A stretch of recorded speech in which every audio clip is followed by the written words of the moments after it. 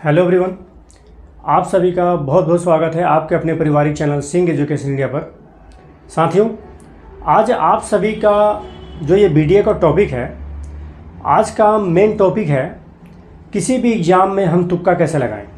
चाहे आप दुनिया का कोई भी एग्ज़ाम दे रहे हों, चाहे आप आईएएस का एग्ज़ाम दे रहे हों, यूपीएससी बीपीएससी का एग्ज़ाम दे रहे हों, या छोटे मोटे एग्ज़ाम जो भी होते हैं ग्रुप डी के, ग्रुप ए के, किसी भी प्रकार के आप एग्ज़ाम दे रहे हो, तो एक मेन टॉपिक होता है कि हम तुक्का आखिर कैसे लगाएं। किसी भी एग्ज़ाम में हम जिन प्रश्नों को जानते हैं उसको पहले हम हल करते हैं, उसके बाद फिर दूसरे प्रश्न को हल करते हैं।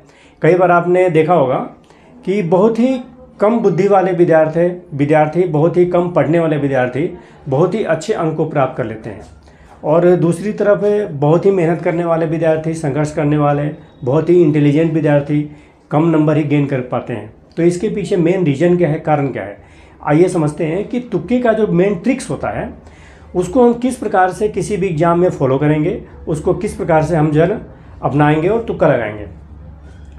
फ्रेंड्स, सबसे पहले क्या होता है, फर्स्टली यानी कि सबसे पहले जिस भी प्रश्न को हम पढ़ते हैं तो उसके उत्तर के लिए उन प्रश्नों को करना होता है जिसको आप 100% जानते हैं। जिस प्रश्न के उत्तर को आप 100% श्योर हैं, जानते हैं, सबसे पहले हमें उन प्रश्नों को करना होता है। ये सबसे पहले मेन टॉपिक हो गया आपका। उसके बाद दूसरा है आपको 50% जिन प्रश्नों को आप जानते हैं। उसके बाद दूसरे नंबर पे हमें आना है कि जिन प्रश्नों को हम 50% जानते हैं फिर हमें उनको हल कर लेना है। उसके बाद फ्रेंड्स हम आते हैं कि जो प्रश्न हम बिल्कुल नहीं जानते, फिर उसके बाद समझिए कि तीसरे नंबर पे क्या होता है कि जिन प्रश्नों को हम बिल्कुल भी नहीं जानते फिर हम उसकी बारी लेते हैं, फिर हम उसको हल करते हैं। तो आगे हमें किस प्रकार से नियम को फॉलो करना है। फ्रेंड्स, कभी भी हमें उस पर तुक्का नहीं लगाना चाहिए, कभी भी उस पर तुक्का नहीं लगाएं जिन प्रश्नों के उत्तर को आप बिल्कुल भी नहीं जानते हैं।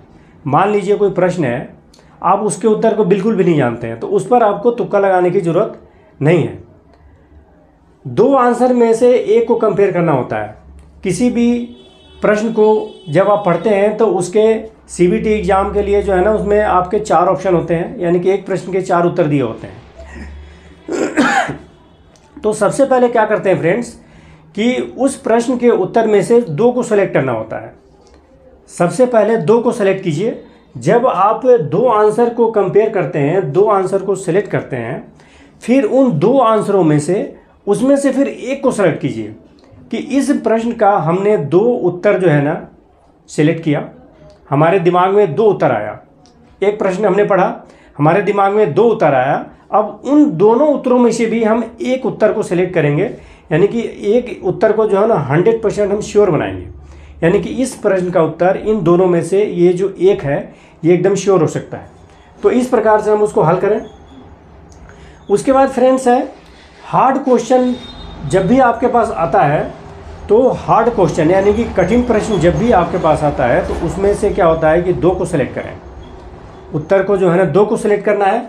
2 को सेलेक्ट करने के बाद फिर उनमें से एक को सेलेक्ट करें। जैसे मैंने आपको पहले भी बता दिया है कि जब भी कोई कठिन प्रश्न हो या इजी प्रश्न हो तो आपको जो 2 उत्तर एकदम सही लगता है कि भाई इस प्रश्न का 2 उत्तर ये बिल्कुल ठीक है, उन दोनों में से भी आप सबको एक को सेलेक्ट करना है कि ये वो एक वाला जो प्रश्न है इसका उत्तर ये 2 हमने जो सेलेक्ट किया है उसमें से एक जो है बिल्कुल ही श्योर होगा, तो उसको जो है ना हमें सेलेक्ट कर लेना है। अब आइए समझते हैं एग्जाम्पल के लिए। एग्जाम्पल से मान लीजिए फ्रेंड्स क्या है कि आपका ये प्रश्न दिया हुआ है, तो सबसे पहले आपने ए और बी को जो है ना सेलेक्ट किया। ये ए और बी 2 उत्तर होगा आपके पास, और सी और डी होगा। तो सबसे पहले हम 2 को सेलेक्ट करेंगे कि इस प्रश्न के उत्तर में से ये 2 जो है बिल्कुल श्योर है। उसके बाद जब आप ये दोनों को सेलेक्ट कर लेंगे तो इन दोनों में से फिर एक को सेलेक्ट करना है, यानी कि एक प्रश्न का जो हमने उत्तर पढ़ा, 2 को हमने सेलेक्ट किया, उसमें से हमें एक को करना है, तो वो आंसर हमारा बिल्कुल भी ठीक रहेगा।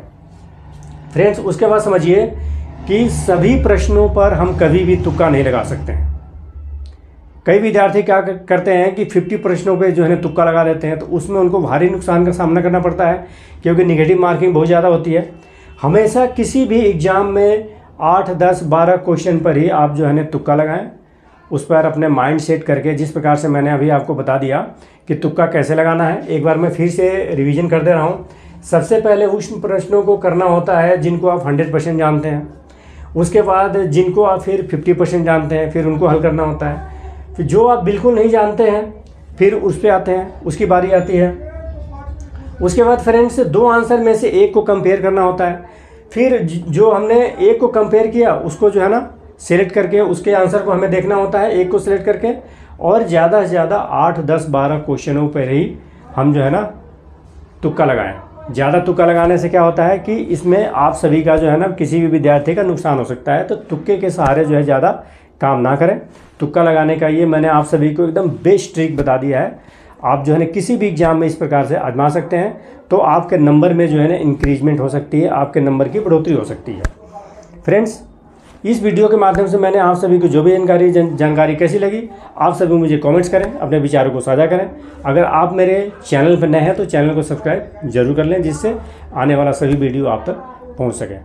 Thank you very much friends. अब मिलते हैं अगले वीडियो में। All the best.